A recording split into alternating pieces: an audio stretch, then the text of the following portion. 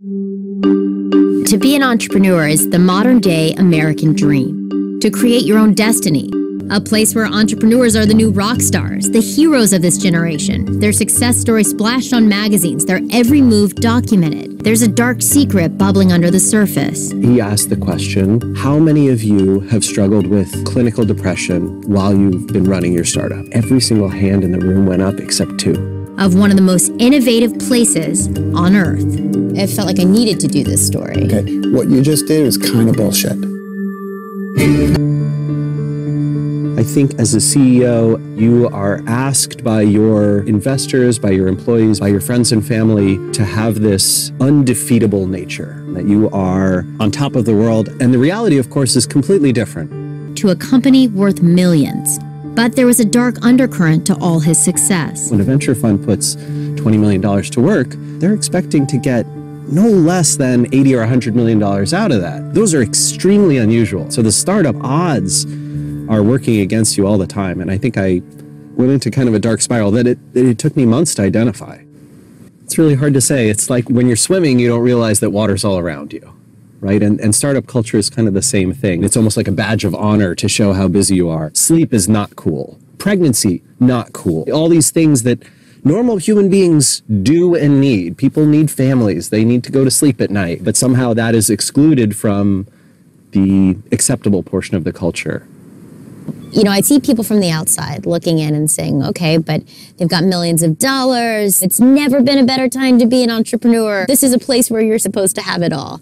Reality is that these things hit you regardless of your actual life situation. We've decided as a startup culture, you can only be crazy or sane. You will put this out there and be rejected, be turned away. That certainly speaks to why a lot of people are not comfortable sharing. It's Jerry. Think of him as the CEO whisperer. He spent his career as an influential investor, but now he's coached to some of the most prominent leaders in the tech world. And it doesn't matter how much external success that you have. The more external affirmation you have, the worse you feel. What is the myth of success? That it will bring happiness. So the people that walk through the store, the people that have millions, the billionaires, you're saying that not all of them are happy. Well, imagine having that personality type, that propensity to drive yourself, and then have investors say, you better be hungry, otherwise I'm not going to fund you. You take away sleep, and you got a prescription for depression. Nobody's crushing it. Nobody is crushing it. Nobody is killing it. Nobody has it all figured out. The human condition includes brokenheartedness. The myth is that it doesn't. Scratch the surface and you'll find it's closer than you think. It's chemical. Neurotransmitters like serotonin send chemical messages between neurons that communicate to the brain. Serotonin helps control functions like mood, appetite, and sleep. Productivity.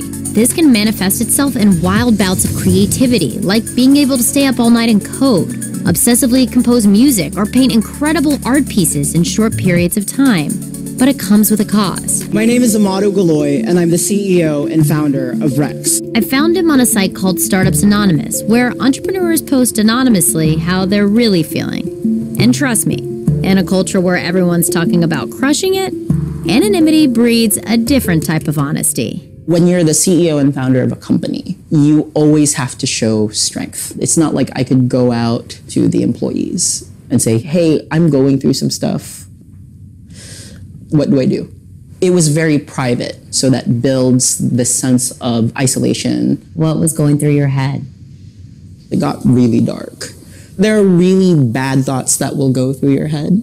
You feel absolutely worthless, but I also knew that I had my family. Sorry, Mom and Dad, you probably didn't know these things before. The one thing that someone said during the really dark time came from someone who I trusted. I don't want to waste my time with you anymore. All this is going to make me a better person. It's going to make me a stronger person. It's going to make me a better leader. It's going to make me a better CEO. The future of the company demands my transparency. And that's just how I have to look at it. That's what I have to tell myself all the time. We have put entrepreneurs on a pedestal and we celebrate success, and success is directly correlated with brain power. Eric was one of these people who did have these moments of creativity and energy that would pull him through a project that he would just work on incessantly. It was like when he was on, there's nothing. He was unstoppable. I think managers of Eric saw that kind of insight that he had and his brain that operated differently than other people and how they could use that to their advantage to help the company. I just kind of accepted that as part of his work culture, not part of him. You don't want to show weakness. You don't want to show that your brain is anything but 100%. Eric cried about one day to me, like just sobbed, was like, you know, I just want something I could talk about. I wish I had diabetes. I wish I had cancer. I wish I had that disease where everybody would be like, oh, I'm so sorry. We never talked about it. Nelly's husband Zarko was celebrated at his companies for often working through the night. He slept in a bed in his office and would roll off the bed and write code throughout the night, and they loved his perseverance and his resilience for being able to stick on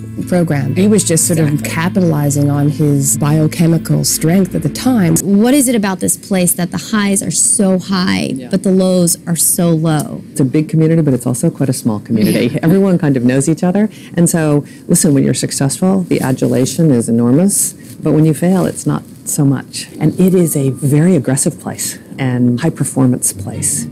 Okay, you know what's going on? What's going on is that we live life at the speed of light. Show up. Show up with the fierce bravery of who you truly are, not the bullshit. I'm doing this for you. There's always a bright side.